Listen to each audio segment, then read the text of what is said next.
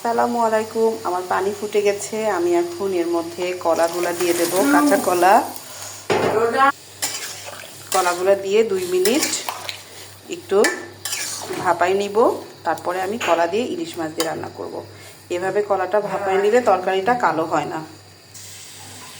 আমার 2 মিনিট হয়ে গেছে। এখন হচ্ছে কলাগুলো তুলে নিয়ে ঠান্ডা পানিতে ধুয়ে নিব।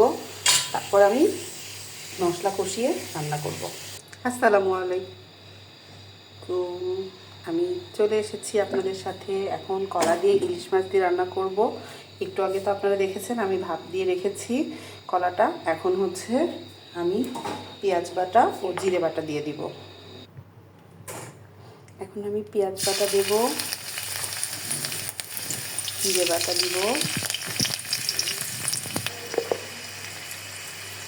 হলুদের গুঁড়া,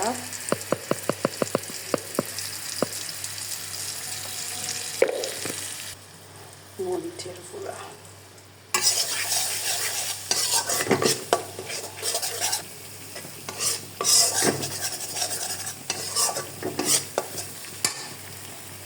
লবণ,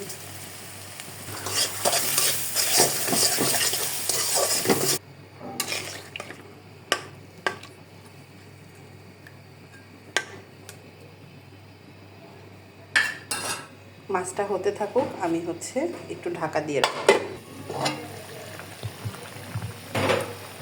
আমার মাছগুলা হয়ে আসছে। এখন আমি মাছগুলা উঠায় রেখে কলাগুলা দিয়ে কষাবো।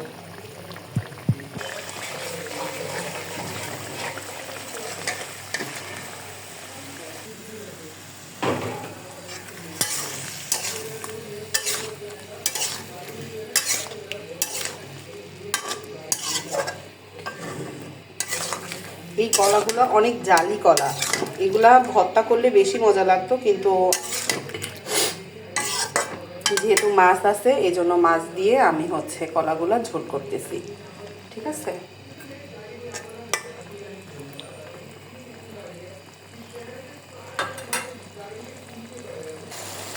কলাটা আমার কষানো হয়ে গেছে। এখন আমি কলার মধ্যে পানি দিয়ে দেব।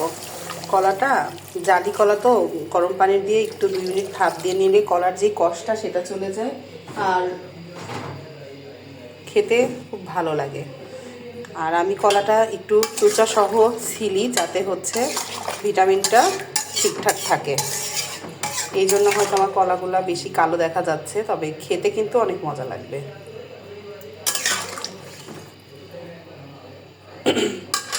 এখন আমি মাছগুলাও দিয়ে দেব। খোকা ইলিশ দিয়ে কলা রান্না খুবই মজা লাগে, তবে বড় ইলিশ মাছ দিয়েও মন্দ লাগে না। বড় ইলিশ মাছ দিয়ে তো বেশি ভালো লাগে, এটা দিয়েও চলে। আমার কলা রান্না হয়ে গেছে, দেখেন অনেক সুন্দর কালার আসছে। আর আমি একটু এই যে পাতলা ঝোল করেছি, কলার ঝোলটা পাতলাই মজা লাগে এবং কলা কিন্তু অনেক সময় ঝোল শুকায় নাই, মানে টেনে নেয়। ঠিক আছে, তো আমার চ্যানেলের সাথে থাকবেন নতুন নতুন ভিডিও পেতে, বিভিন্ন রান্না পেতে আমার সাথেই থাকুন। আমার চ্যানেলটা সাবস্ক্রাইব করুন। আল্লাহ হাফেজ।